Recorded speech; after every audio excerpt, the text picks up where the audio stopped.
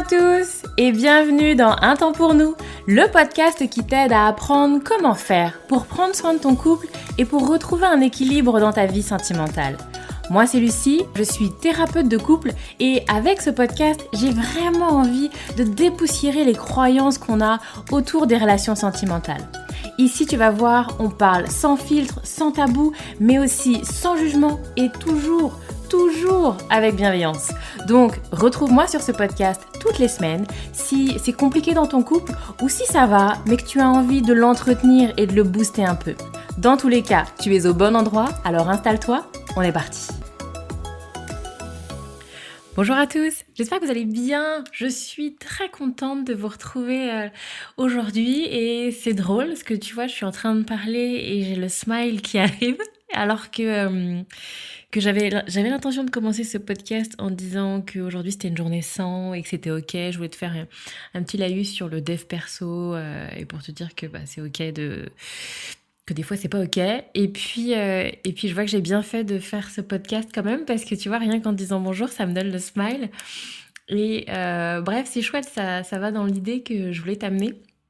Donc effectivement, aujourd'hui, c'est une journée sans. C'est une journée sans, tu sais, où tu enchaînes ces choses qui se passent pas comme tu as envie. Ouais, voilà, ça s'inscrit dans un truc un peu plus profond en ce moment. Bref, mais bon, c'est pas le lieu du podcast. Si ça t'intéresse, je pense que je l'évoquerai plus dans mon groupe Facebook privé.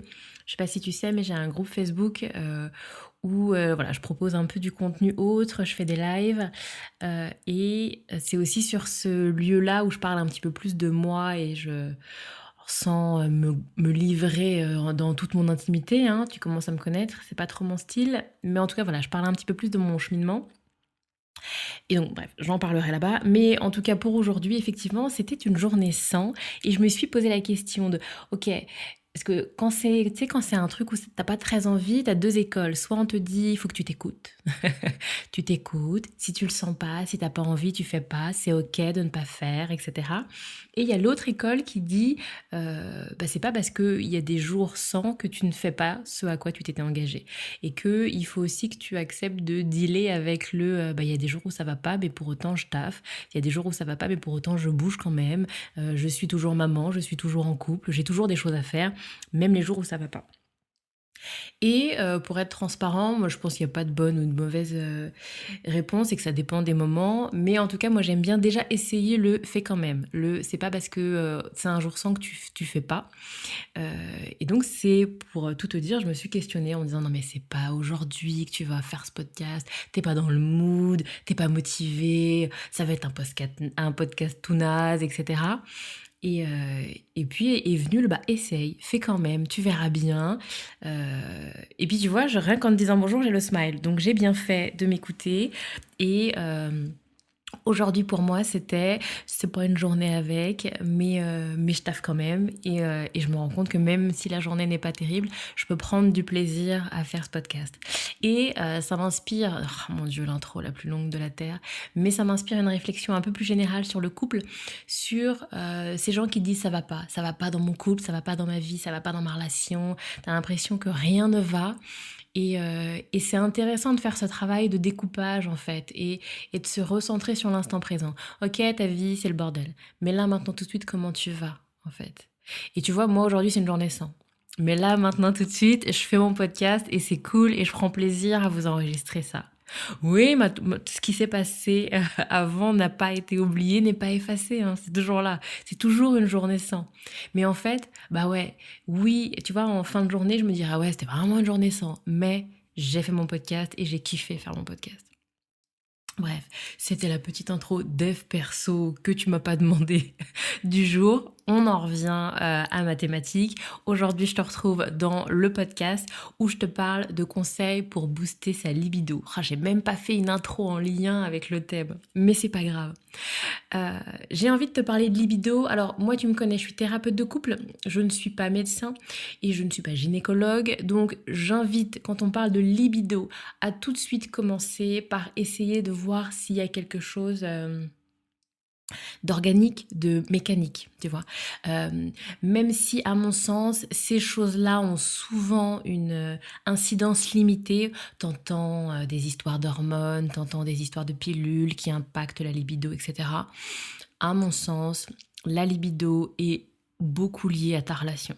Si ça fonctionne bien dans ton couple, logiquement, ça fonctionnera dans ta libido. Après, il y a d'autres galères qui peuvent arriver, des différences de libido, tu vois.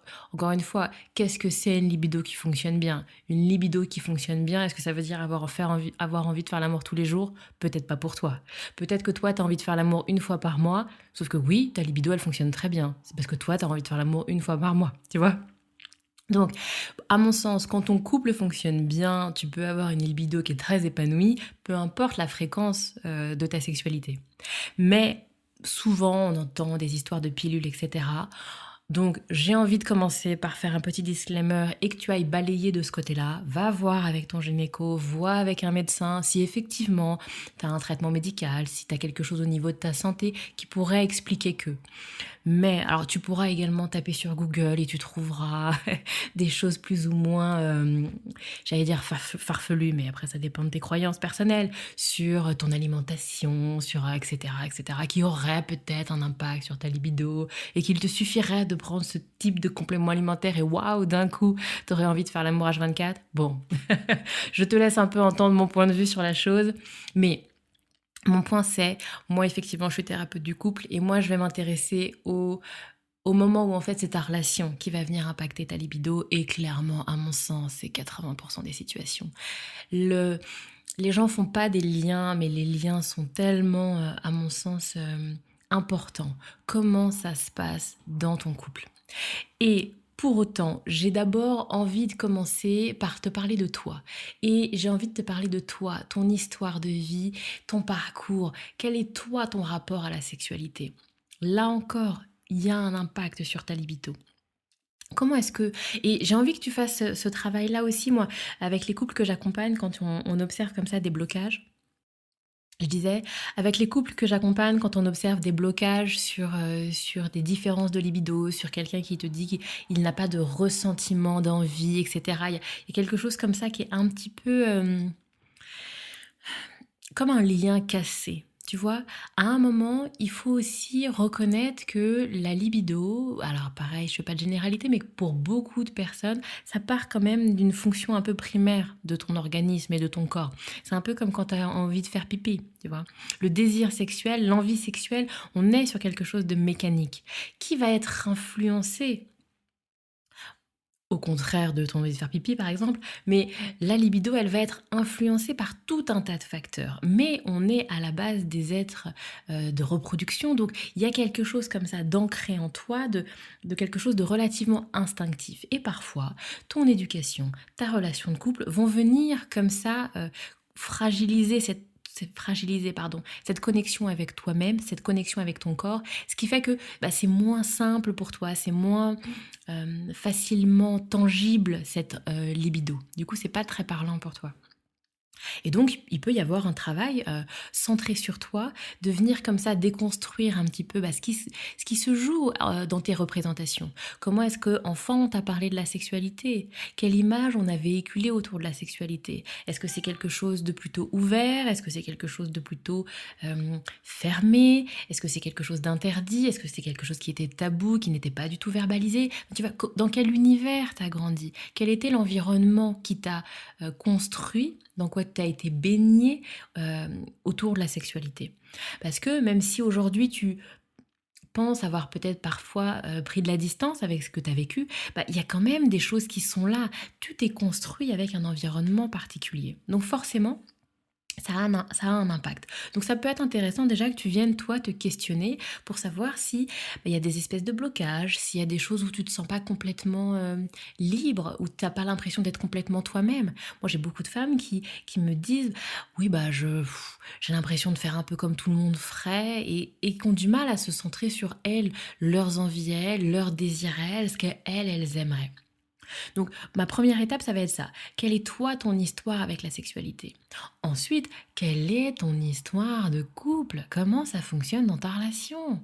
Si effectivement tu te questionnes sur tes sentiments amoureux, si vous vous prenez la tête tous les jours, si vous avez des grands désaccords, s'il y a eu tromperies, mensonges, déceptions qui n'ont pas été bien travaillés, qui n'ont pas été verbalisés, alors bah oui, ça a un impact sur ta sexualité.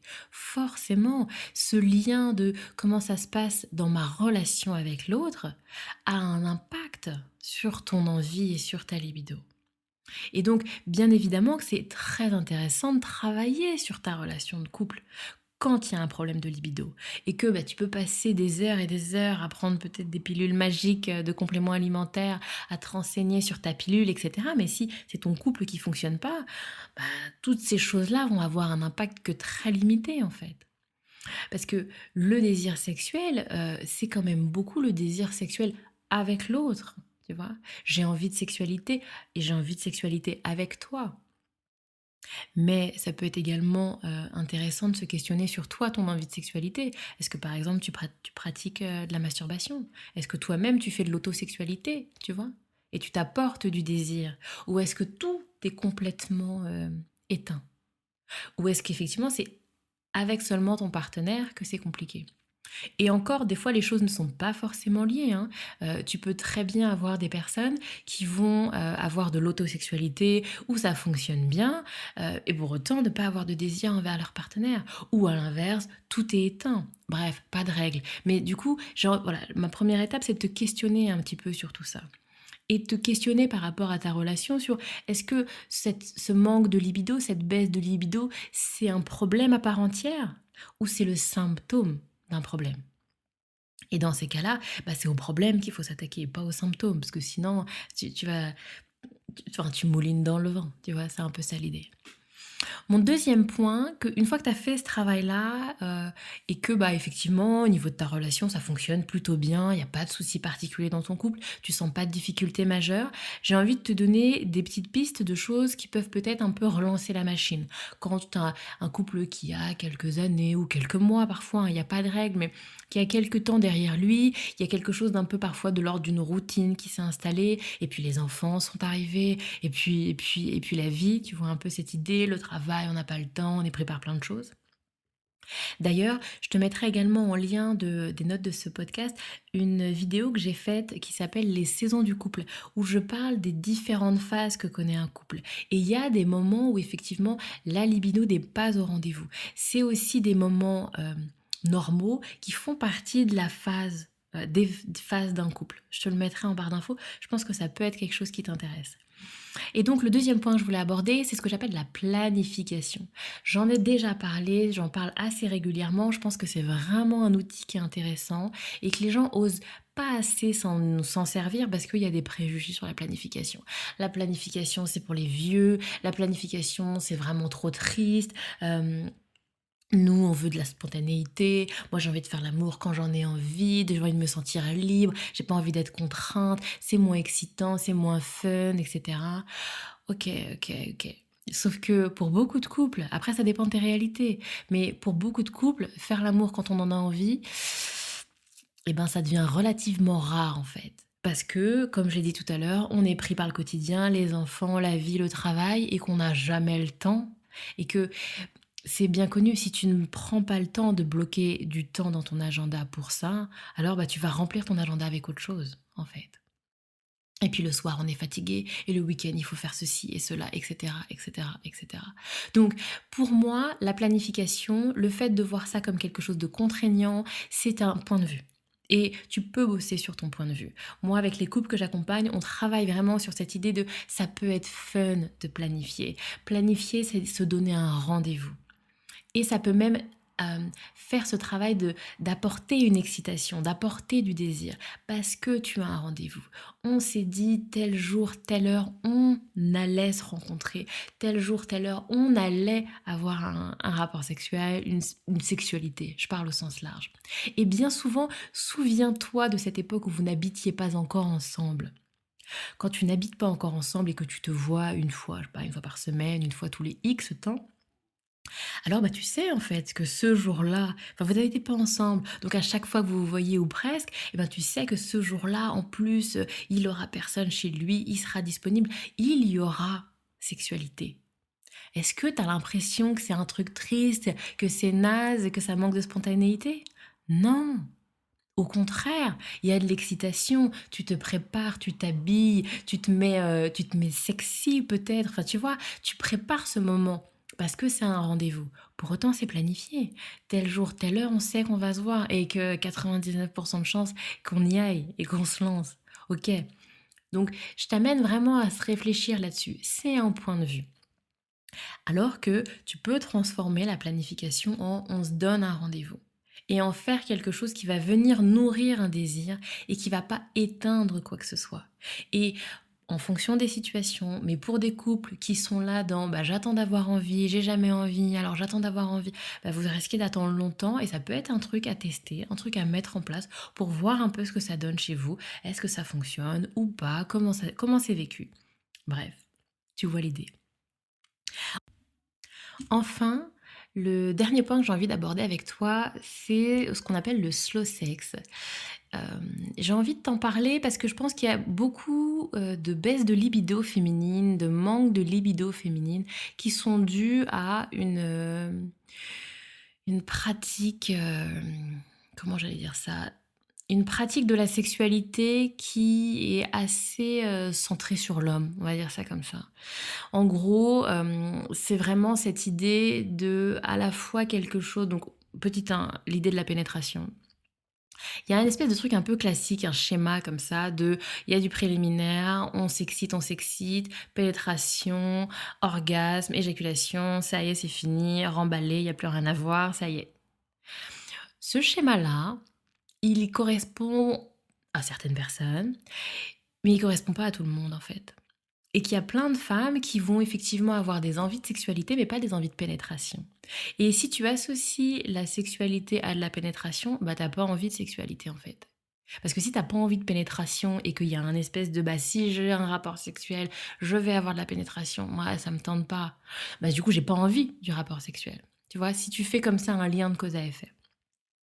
Et effectivement, il y a toute une autre approche de quelque chose, donc le slow sex, qui va être quelque chose de plus lent, de moins axé sur l'atteinte de l'orgasme et de on se dépêche, on essaye de trouver comment être efficace, comment appuyer au bon endroit, comment faire la stimulation parfaite pour atteindre l'orgasme.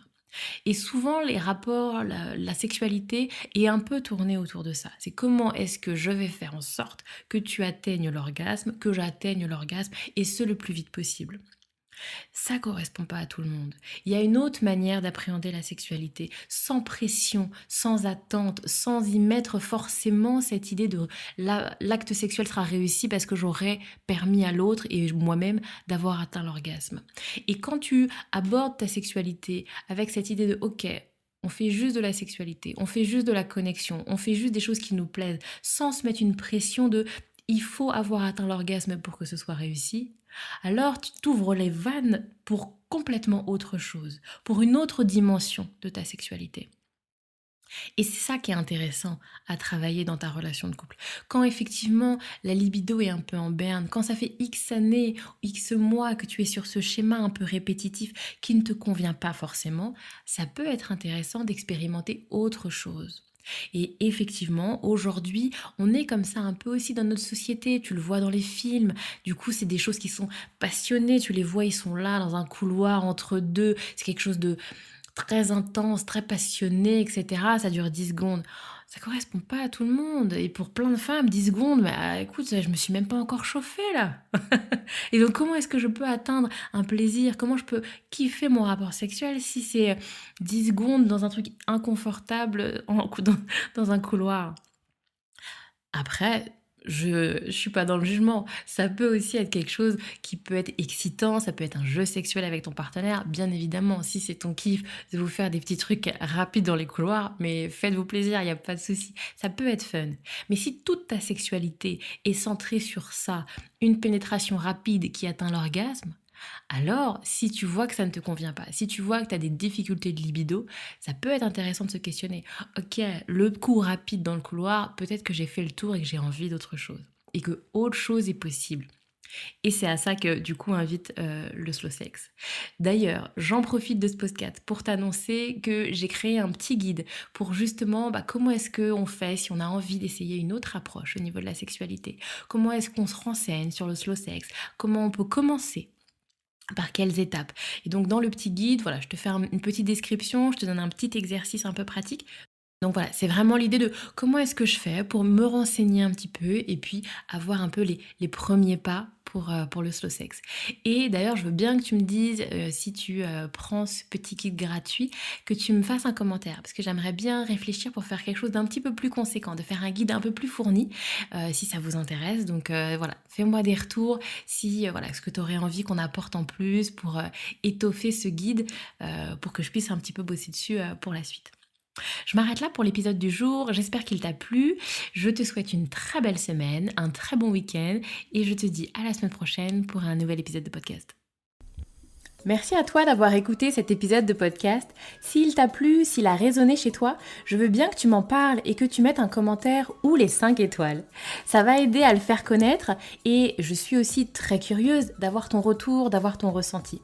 Si tu as envie de parler de ton couple en toute discrétion, alors rejoins-moi sur mon groupe Facebook privé. Tu as juste à taper Un temps pour nous. Et enfin, si tu sens que c'est le moment pour toi ou pour ton couple de passer à l'étape d'après et de se lancer dans un accompagnement, alors tu vas trouver dans les notes du podcast un lien pour me contacter directement.